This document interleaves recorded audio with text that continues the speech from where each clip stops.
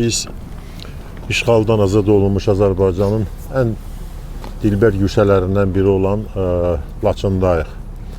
Laçının yaranma tarixi yəqin bilirsiniz 1930-cu ilə rayon kimi, inzibati ərazi vahidi kimi 30-cu ilə təsadüf edir.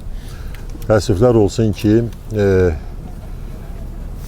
erməni işğalçıları tərəfindən digər rayonlar kimi o vəhşiliyə Laçın da məruz qalmışdı. Amma qəhrəman ordumuzun, Ali Baş Komandanımızın, Azərbaycan xalqının şanlı, yaddan çıxmayan o böyük qələbəsi nəticəsində 20-ci ildə Laçın, 22-ci ildə isə Laçın, Sus və Zabuq kəndləri avqustun 26-sında erməni tapdağından bir dəfəlik azad olundu.